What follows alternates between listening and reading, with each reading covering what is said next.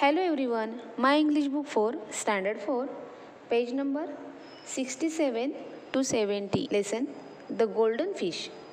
This is story. First activity, listen carefully and read with me. लक्ष देऊन ऐका आणि माझ्याबरोबर वाचा.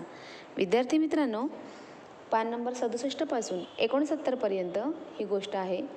70 पानावरती ॲक्टिव्हिटीज आहेत, गोष्टीवर आधारित ॲक्टिव्हिटीज आहेत.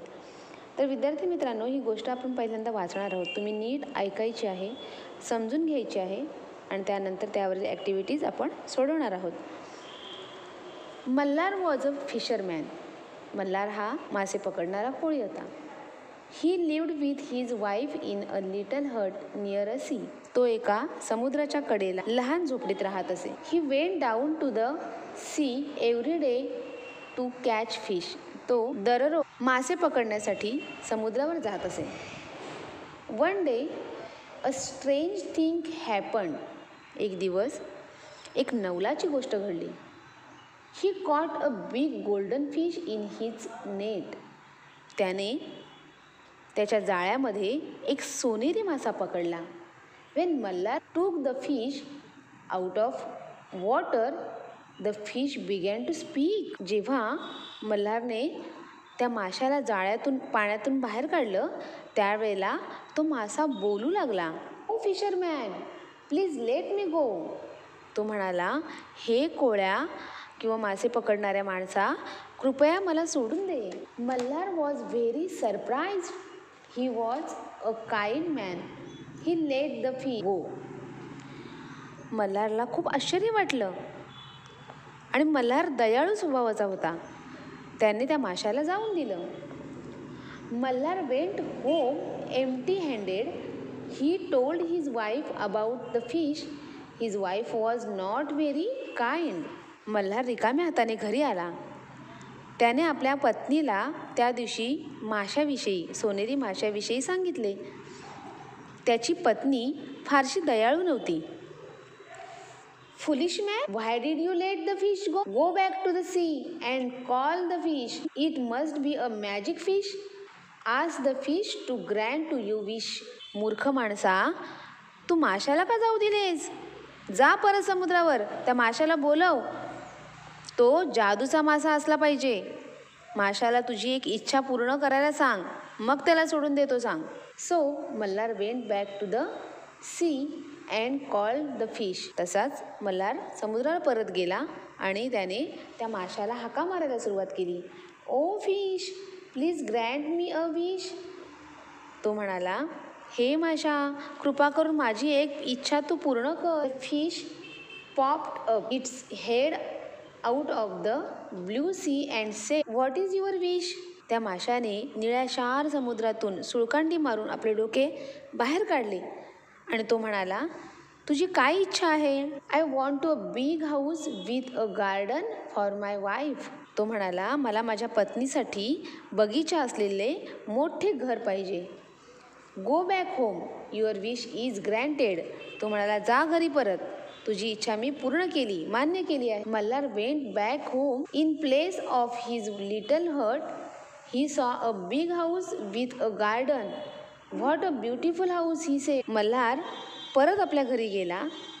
त्याला आपल्या झोपडीच्या जागी बगीच्यासह एक भव्य घर दिसले. किती सुंदर घर आहे हे, तो म्हणाला. Some day passed. Malhar's wife said to him, this house is not enough. I want to live a castle. I want to be a queen. So Malhar went back to the sea and called the fish. काही दिवस निघून गेले. मल्हारची पत्नी त्याला म्हणाली, अरे, हे घर आपल्याला पुरेसे होत नाही. मला या घराच्या जागी किल्ल्यात राहावेसे वाटते, राणी बनून राहावेसे वाटते. तसा मल्हार पुन्हा समुद्रावर गेला आणि त्याने त्या माशाला हाक मारली. Oh fish, please grant me a wish. There were big waves in the sea. The fish come and asked, what is your wish. My wife wants to be a queen. Go back home, your wish is granted. तसा मल्हार पुन्हा समुद्रावर गेला. त्याने माशाला हाका मारली, हे माशा, कृपा करून माझी एक इच्छा पूर्ण कर. समुद्रामध्ये प्रचंड लाटा उसळत होत्या.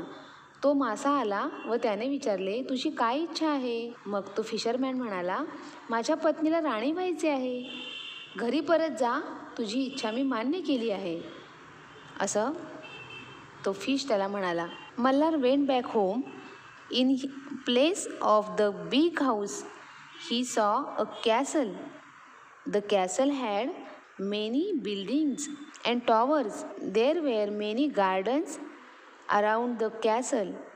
What a beautiful castle, said Malhar. Malhar घरी परतला. त्याला त्या मोठ्या घराच्या जागी एक किल्ला दिसला. त्या किल्ल्यामध्ये अनेक इमारती व मिनार होते. किल्ल्याच्या अवतीभोवती अनेक बाग बगीचे होते. किती सुंदर किल्ला आहे हा, मल्हार म्हणाला.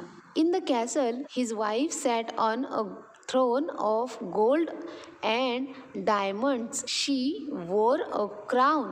त्या किल्ल्यात त्याची पत्नी सोन्याने आणि हिऱ्याने मडवलेल्या सिंहासनावर बसली होती. तिने मुकुट घातला होता. Are you happy now? Asked Malhar. मल्हारने विचारले, आता तरी तू खुश आहेस ना? We shall see, said his wife. ते आपण मग बघूया, त्याची पत्नी म्हणाली. Some days passed. Malhar's wife called him. This is not enough for me. Now I want to be a गॉडिस.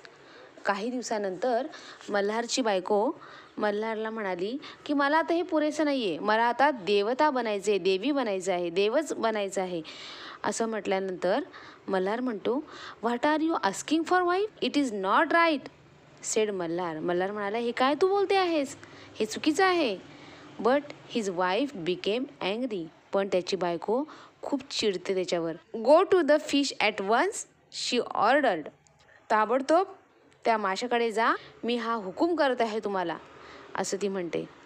Malhar went back to the sea and called the fish. O fish, please grant me one more wish. तो म्हणतो की अजून एक माझी इच्छा तू पूर्ण कर. When the fish came there was a storm in the sea. The fish looked very very cross. What is it नाव? जेव्हा फिशरमॅन फिशकडे जातो तेव्हा फिश बाहेर येतो आणि त्यावेळेला समुद्रामध्ये प्रचंड वादळ सुरू असतं आणि फिशसुद्धा प्रचंड त्रासलेला दिसत असतो आणि त्रासून तो म्हणतो की आता काय आहे? My wife wants to be a goddess, said Malhar in a small voice. तो म्हणतो की माझ्या बायकोला आता देवी बनायचं आहे. असं म्हटल्यानंतर फिश म्हणतो, गो back home. The fish sed. His voice was like thunder and don't come again. तो म्हणतो की जा तुझ्या घरी तू परत, आणि परत मला बोलवायला यायचं नाही. Malhar went back home. In place of the big castle he saw his little hut. His wife had to live once again. Malhar परत घरी गेला. त्या किल्ल्याच्या जाग्याला त्याची लहान झोपडी दिसली. त्याच्या पत्नीला पुन्हा एकदा पहिल्यासारखे त्या छोट्या झोपडीतच राहावे लागणार होते. अशा प्रकारे तिच्या लोभीपणामुळे ती सगळं काही गमावून बसली. अशी ही गोष्ट आहे.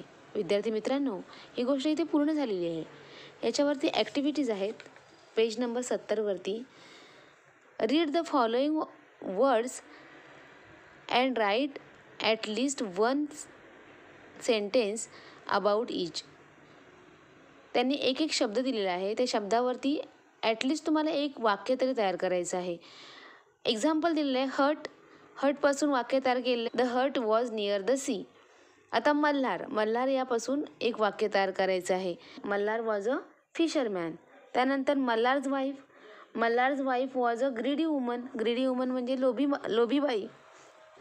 The golden fish became angry. हाऊसवरून काय येईल? We have a beautiful house. Castle, the king's castle had many buildings and towers. विद्यार्थी मित्रांनो, पुढील तिसरा प्रश्न आहे, तो मी फक्त वाचून दाखवते. Discuss the following in Marathi. पुढील बाबींची मराठीत चर्चा करायची फक्त. फर्स्ट क्वेश्चन आहे, why was the storm in the sea when the fish came for the last time. म्हणजे तो मासा शेवटच्या वेळी आला तेव्हा समुद्रात वादळ का आले होते. आता ह्याच्या बाबतीत मराठी चर्चा करायची झाली तर मल्हारच्या पत्नीची जी अवास्तव मागणी होती, तिचा जो लोभीपणा होता, त्याचा माशाला खूप संताप आला होता, म्हणून समुद्रात वादळ आले होते.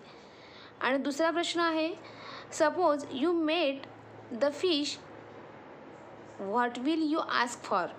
समजा तुम्हाला तो मासा भेटला तर तुम्ही त्याच्याकडे काय मागाल?